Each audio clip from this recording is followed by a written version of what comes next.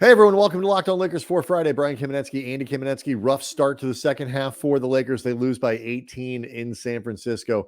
How badly do they need to bounce back tonight? That's next. You are Locked On Lakers, your daily Los Angeles Lakers podcast. Part of the Locked On Podcast Network, your team every day.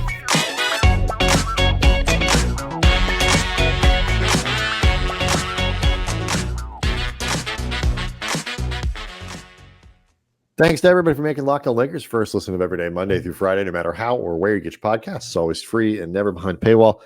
Locked On Lakers on YouTube is where you can go hang out with over 23,000 subscribers, all of whom are probably a little more nervous than they were maybe 48 hours ago about the Lakers and the stretch run of the season. The Lakers lose pretty handily, Andy, by 18 to the Warriors in San Francisco, first night of a back-to-back. Break it all down. No LeBron James. Do want to let everybody know that today's episode is brought to you by LinkedIn. LinkedIn Jobs helps you find the qualified candidates you want to talk to faster. Post your job for free at linkedin.com/LockedOnNBA. That's linkedin.com/LockedOnNBA to post your job for free. Terms and conditions apply. They were okay for a little bit without LeBron on Thursday. And, no Jared Vanderbilt, who's obviously helpful for matchups like this and so on and so on. But over time, Andy, the Warriors really just kind of applied pressure the Lakers had no real answer to, really on either side of the floor, I thought. The game really started to fall apart for the Lakers at the end of the second quarter. And then the third quarter from there, about the first 5 or so minutes, it really blew open for Golden State. The Lakers made a few pushes from there, but they just were not able to ever really gain any semblance of control. There was a bit of a push to start the fourth quarter. It's interesting, in a game where Anthony Davis played very well on balance, and you look at his line, 27 points, 15 rebounds, 3 on the offensive glass, 11 of 19 from the field, 5 of 6 from the line, 3 blocks, a bunch of other shots altered in the lane. AD played well, but he had early foul trouble in this game that I think at times affected how often he was on the court. Like, there were longer stretches with Hayes out there as the only big, and Hayes started out playing very well. But then after a while, you just started seeing the drastic difference between defensively Jackson Hayes as your back line versus Anthony Davis in ways that, like, look, there's a reason that Jackson Hayes is Jackson Hayes and not Anthony Davis. And it just started revealing itself. Also, and I probably should have recognized this heading into the game and noted this when we were talking about it for Thursday's show. With a week off coming out of the break, Golden State is one of the worst teams you could possibly face just because they move the ball better and more than any team in the league. That is a lot to keep you scrambled, and scrambled they did to keep the Lakers defense. Yeah, it's one of those things, like, you talk about Jackson Hayes. It's a perfect example with him.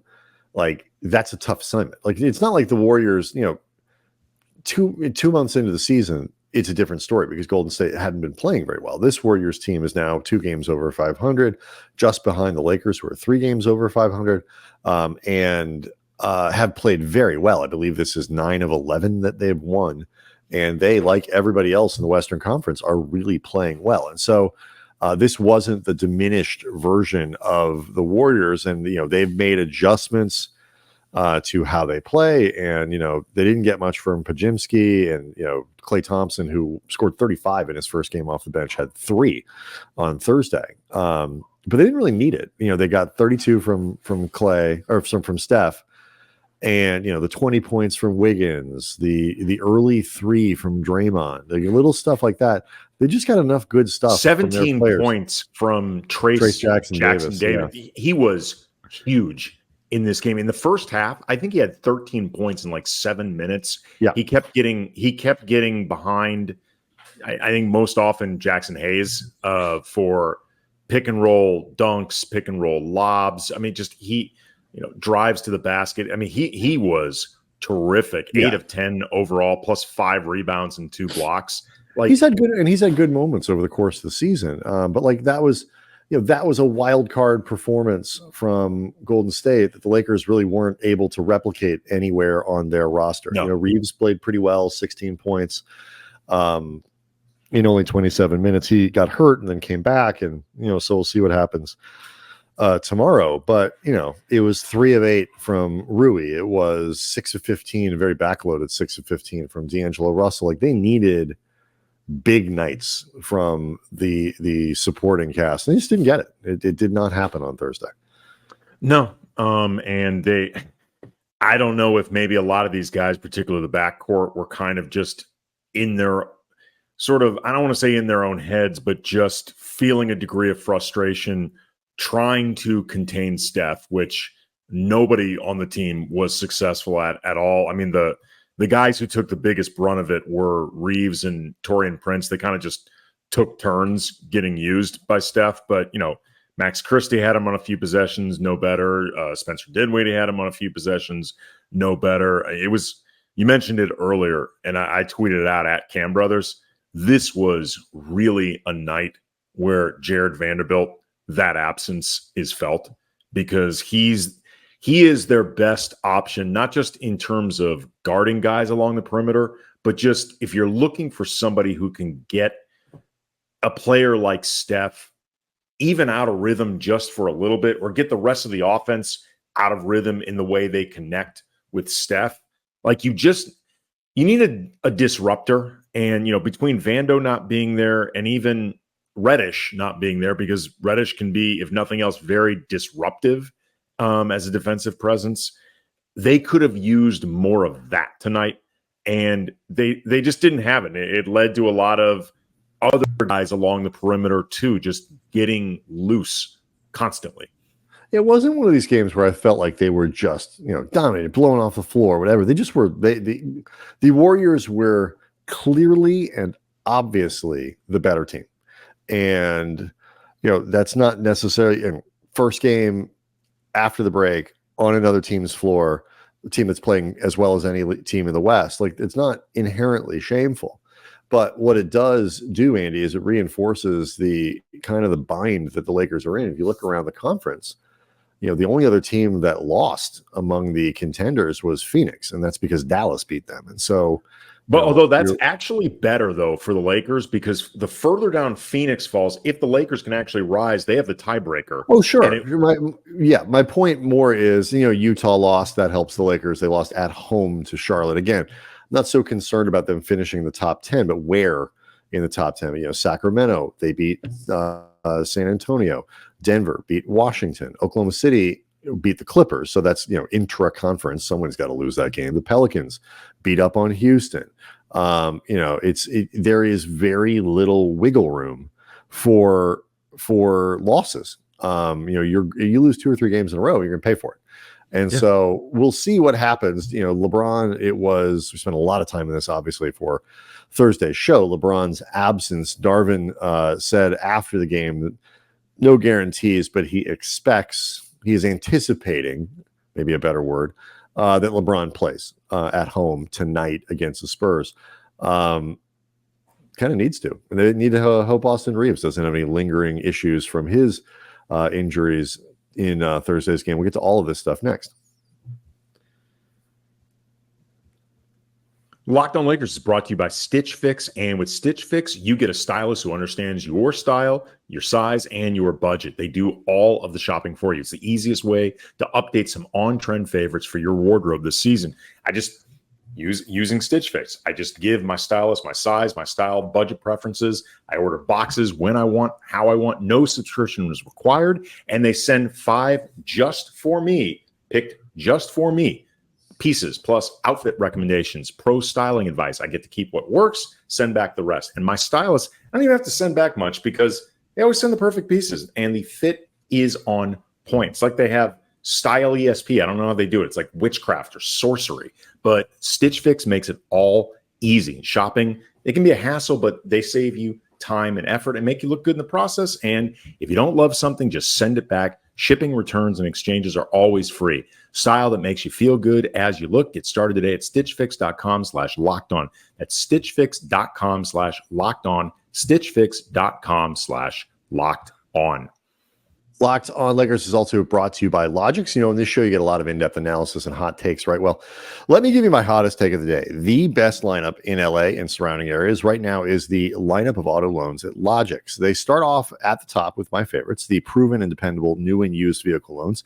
You can count on these guys to give you low rates and save you big time bucks. Next up, they've got exciting new rookie sensation in their electric vehicle loans with super low rates and flexible payment terms. And rounding out the lineup, it's the auto refinancing loans and lease buyout loans. With these guys, you can lower your monthly payments and get on the road to owning your car faster.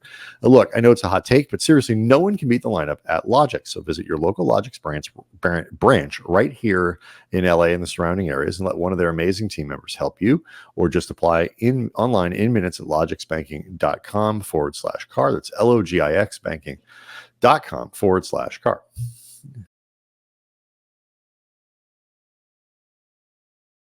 It's we have talked a lot about not that the Lakers are better without LeBron James. It seems to be where people often go with it when we get into this topic, but how they are different. And some of the differences can be beneficial, like, in a vacuum sort of to themselves, like, you can play with a higher level of intensity defensively over 48 minutes, at least earlier in a season than you can with LeBron. LeBron has to measure his effort going through. I do think that will start to shift as we go down the stretch. But either way, the point, though, is we've always said that they're not better without LeBron. And some people have gone to that place, Andy. They say they're better without LeBron. The ball moves better. Defense is better, blah, blah, blah, blah, blah. I think you see on Thursday, no. Like, LeBron James is still, if not LeBron James, he is still an all-NBA caliber level player. And when he is not there against good teams, you are asking lesser players to elevate in ways that often they can. And for the Lakers, they have been. But they're not going to do it every night, because otherwise they'd be stars. Yeah, and in the meantime, too, LeBron hopefully will be playing tonight. But Max Christie came back, but Darvin Ham said that Cam Reddish was still ramping up. He didn't mean that specifically about tonight's game, but it's still, to the best of my knowledge, undetermined whether or not Reddish will be available. But couldn't help but notice, with no LeBron, no Christian Wood, who's at least a couple of weeks away just from getting reevaluated, no Reddish, no Vanderbilt, all of a sudden the Lakers, a team that really wants to impose physicality, they don't look that big out there, Brian. No, they're not. They're a much different team, missing some of those guys. So among all the other things they miss without LeBron, they miss that extra element of size. You may have noticed LeBron's huge. And it's another guy with physical presence that they didn't have tonight. And it really matters, again, because beyond all the stuff you look for from LeBron, one of the advantages the Lakers have at full strength over the Warriors is they're so much bigger than them. Right. And that was one of the things they even managed to leverage against Golden State last year when they weren't as big as they are this year. And I think, to your point, it leaves you with, if Rui isn't having one of those games like he had going into the break, it leaves you with kind of your next best players are small. And, it's Reeves, it's Russell, it's Spencer Dinwiddie, guys like that. And, I guess to some degree, Prince, who was fine. I know I did not see, I think people were fairly reasonable with their Taurean Prince is back in the starting lineups. It's like, people, who else can we start? Max Christie hasn't played in like 3 weeks. I mean, look, Taurean got abused defensively by Steph, but, get in line. Right. I mean, so did everybody. Right. And so, he did Taurean Prince things. He was just fine. But, again, you are now asking somebody like Prince to play a little bit above their station. And I think the matchup question, I think, is a really important one, because Golden State, they're actually not little on the perimeter anymore. Like, they're little inside in terms of the guys they play. but not on the perimeter. Clay is still a big guy, and Pajimski is a big guy. Wiggins, is a big guy. Like, he can get out on the perimeter really good and guard on glass people. too. He's a really good. He's a good rebounding guard, though. I know the Cam Whitmore thing bothered people earlier in the season. Certainly Cam Whitmore had his "you didn't draft me" revenge game against the Lakers when they played Houston. I 1000% believe that, you go break down Whitmore's stat lines, and he's one of these guys who is 26 points, sometimes gets some rebounds, 1 assist. He's averaging like half an assist a game this year. I'm not sure how much he'd be playing on this team. Or how effectively, but Pajimski is a guy, especially before they picked up Spencer Dinwiddie, that you could say that is a player who would help them a lot as they've been going through, certainly much more than Jalen Hood-Schifino, who has played nicely in the G League, and I'm not writing him off, but clearly not as ready as Pajimski to play today. I don't follow college basketball well enough to know whether or not the Lakers should have been targeting Pajimski ahead of Jalen Hood-Schifino, like, in terms of it being obvious. Like, right. You said, Whitmore was the guy that got talked about much more than Jalen Hood-Schifino. I don't know enough about Pajimski in terms of... No, I do. The only reason I phrased it that way is because obviously they were interested in a guard. They took one, and right. Pajimski was on the board. Sure. So. What I'm saying is I don't know. I truly don't know. I don't say this to defend the Lakers. I'm saying I legitimately have no idea how much A, he was targeted, bandied about internally, and B, how much he legitimately should have been. Like, I don't know how much people were talking about him heading into the draft. I know this. We talked to a few people heading into the draft for the Lakers, previewing it, because you and I are not college basketball guys. I don't remember anybody ever bringing up his name to us. No, me neither. I can name, to your point, like, just as it's a reminder for people as we get close to the draft, I can name 2 women's college basketball players. They are both women. I can name Angel Reese, and I can name Caitlin Clark. That's it. I cannot name a male, because what's his name? Sarr, like the guy who is seen as, like, maybe, I guess right now the prohibitive top pick, is not a college player. He's from France. I can name 2. One of them is I can name Bronny James. That's it. I was going to say one of them is Bronny James, and the other one I just learned about. I don't remember what school he goes to. His name is Coleman Hawkins, and the only reason it even jumped out at me is because there's a jazz saxophone legend, Coleman Hawkins, and I was like, wait a minute, what? Like, I thought somebody was making a joke, like some kind of like deep cut that only I would get, like some type of like college basketball / jazz joke. And then I'm like, oh, no, wait. He's actually named Coleman Hawkins. A real person. I was like, what? Now, like, I am not in favor. Like, I have 3 children. They all have very conventional names that were, on the top 10 list. We don't see a lot of them out here in LA because people tend to have more avant-garde first names for their children. But I'm not a huge fan of gimmicky sort of names. If your last name is Hawkins, naming your kid Coleman, I can get behind that. And it is a crapshoot. But the biggest issue for the Lakers is just that to take a project, even going into the season when you figure whoever you pick isn't going to play because you have Gabe Vincent and you have Reeves and Russell, and there are players that are available. Given the injury history of the guys on the roster, to pick a player who could play for you, who you might need to play 15 games, 10 games or something in a pinch. And as it turned out, it wouldn't have been in a pinch. It would have been a lot. Like Pajimski, if he'd played for the Lakers, like he's been playing for the Warriors after Vincent got hurt, that is a difference-making factor for this team to not have that third guard. I mean, we talked about it on Thursday's episode. The presence of Spencer Dinwiddie to fill that slot, even beyond his skill set, just makes a huge difference. Yeah, I mean, I will admit, at the time, I didn't kill the Lakers for drafting a guy who wasn't quite ready, but I also didn't know he wasn't quite ready. Well, beyond that, it's not our job to know that. We're not making these picks. I found that out when he got to Summer League. Like, oh, he's not quite ready yet. Anyway, the Lakers have a massive game, Andy, tonight against San Antonio. If you wanted to pick which one of these games was most vital, it would be tonight's.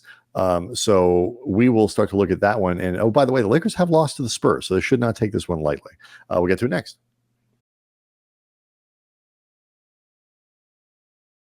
Locked On Lakers is brought to you by eBay Motors, and our partners at eBay Motors have teamed up with Locked On Fantasy Basketball host Josh Lloyd to bring you some of the best fantasy picks each week all season long. Whether you're prepping for a daily draft or scouting the waiver wire, every week we're going to give you players that are guaranteed to fit your roster. So let's see who Josh has picked out for us on this week's eBay's Guaranteed Fit Fantasy Picks of the Week. Marvin Bagley III, he is the Wizards' likely starting center after the Daniel Gafford trade, so he is worth grabbing for your fantasy leagues. And Trey Mann, LaMelo Ball's status is up in the air, which unfortunately is often the case for LaMelo Ball. So you got to grab him in fantasy because he's going to be the Hornets' point guard moving forward. Josh Lloyd from Locked On Fantasy Basketball is going to help you win your fantasy championship. And eBay Motors knows a championship team is about each player being a perfect fit. Same with your vehicle. There's nothing worse than having your vehicle break down in real time. It's happened to me before, and I wish I had used eBay Motors back then because I wouldn't have suffered through it. They got over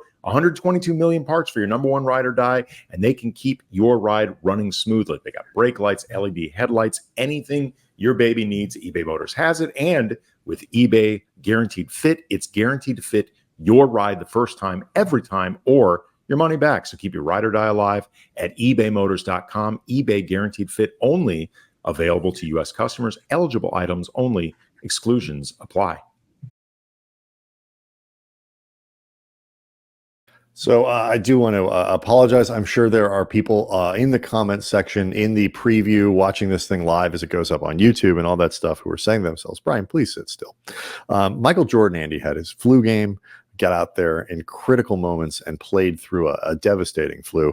I am currently playing through my poop game. to be blunt, we have a stomach bug kind of going around the house, and I am fighting the need to make a potentially emergency and long bathroom run until after the show is over. So, like the Lakers, I was in a bit of distress over the course of this evening. So that is why I'm rocking back and forth like a toddler. Anyway, so doing the best I can here, people. Doing the best I can. Segging naturally off what you just said, it's extremely important the Lakers do not crap the bed against San Antonio tonight. How is that? Please don't make me laugh.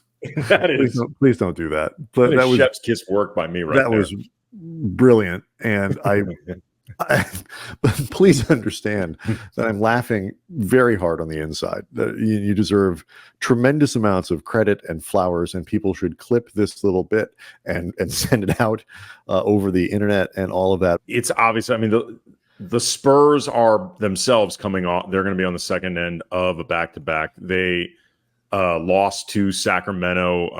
Wembanyama has, over the All-Star weekend, made some comments basically taking all the veteran players to task for not playing hard enough in the All-Star game, which I guess A, just underscores his competitiveness as a player, but B, speaks to the idea that he will not be screwing around against the Lakers. And we mentioned before, the Lakers have played the Spurs twice this season. They are 1-1 against the Spurs this year, and the one on the left side of the ledger was hardly a rollover. So the Lakers need to make sure they have their proverbial bleep together. Sorry, Brian.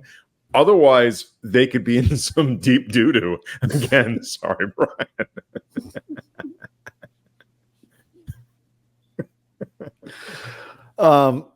It is, though, all jokes aside, it is exceptionally important that tonight, with or without LeBron, they have to win this game. I mean, honestly, they want to win it, and they need to win it more than San Antonio, likely deep down in their hearts, wants to win it. Yeah. There is truly no excuse for them to lose this game. And, to your point, it's like LeBron didn't play. Obviously, the hope is he can come back. Anthony Davis played, and he played a lot, and I thought played pretty well. But 32 minutes is not crazy. This wasn't like a double overtime game with lots of stuff. Like, he should be okay tonight, and all that stuff. By the way, tonight's game, you catch every minute of the hometown broadcast with SiriusXM on the SXM app. Search Lakers.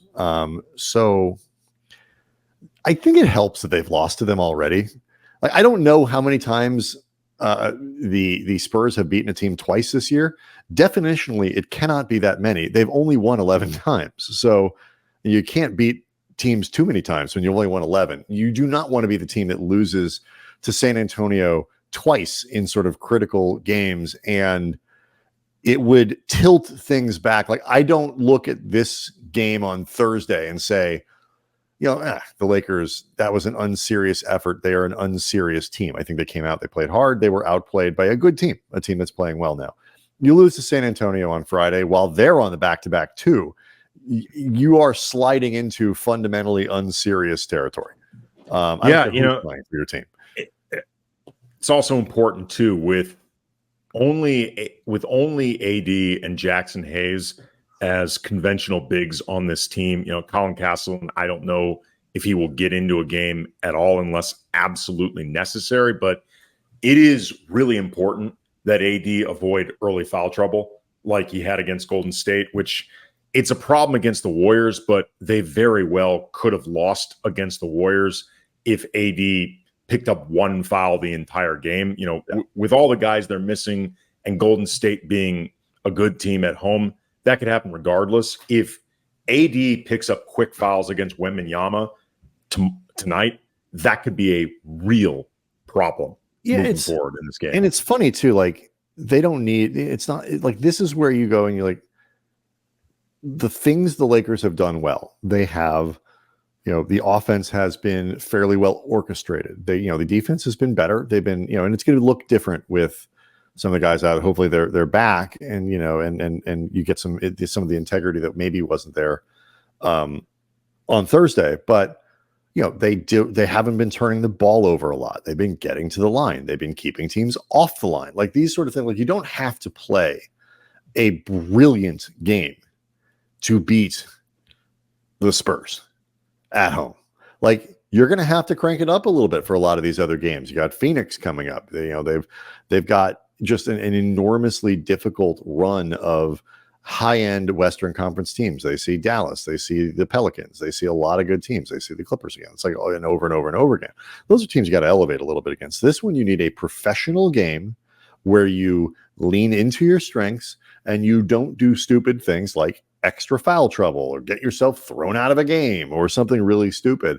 A focused effort, you ought to win this game. I will say, I am excited to watch Wembanyama, because you remember early in the season, we talked about it, like, off of those initial games earlier in the year.